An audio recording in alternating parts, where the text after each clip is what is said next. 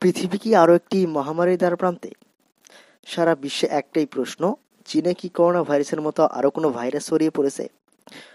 চীন কি বিশ্বের বাকি দেশগুলোর থেকে এ ব্যাপারে কিছু লুকিয়ে রেখেছে, যেমনটা করেছিল করোনা ভাইরাসের সময়?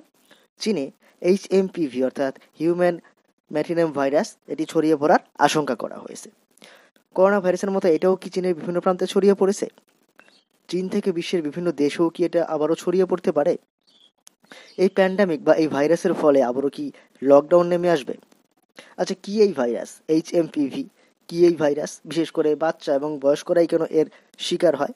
মূলত 14 বছরের যে কম বয়সী শিশুরা রয়েছে তাদের জন্য কেন এটা এত ভয়ঙ্কর? চলুন জেনে নেওয়া যাক। 2001 থেকে বিশ্ব এই মহামারী বা অর্থাৎ এই ভাইরাসের কথা কিন্তু জানে, কিন্তু প্রবলেম হচ্ছে এর কোনো টিকা নেই এখনো। আর এটার উপসর্গ সাধারণ সর্দি জ্বরের মতো, এই জন্যই হঠাৎ করে এই রোগ নির্ণয় করা অসম্ভব। বিশেষ করে 14 বছরের নিচে যে শিশু রয়েছে, যাদের ইমিউনি সিস্টেম অনেকটাই কম, তাদের জন্য সবচেয়ে বেশি ভয়ের এটা। এজন্যই সারা বিশ্বের মিডিয়া অ্যালার্ট হয়ে আছে যে চীনে হচ্ছেটা কি। চীন সরকার কি এবারেও এই করোনা ভাইরাস যেরকম হয়েছিল, করোনা ভাইরাস যে নিয়ন্ত্রণ করতে পারেনি, এবারও কি সেরকম ব্যর্থতা, অর্থাৎ এবারও কি সেরকম ব্যর্থ হয়েছে?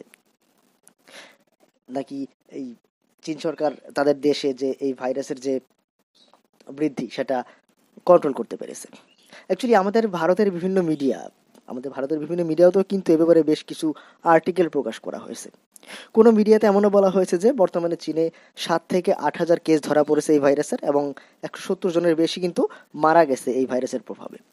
যদিও এই ব্যাপারে চীনের কোনো প্রতিক্রিয়া পাওয়া যায়নি। বরাবরের মতো চীন চুপ হয়ে বসে আছে, এবং WHO অর্থাৎ ওয়ার্ল্ড হেলথ অর্গানাইজেশনের পক্ষ থেকেও কিন্তু কোনো প্রতিক্রিয়া পাওয়া যায়নি।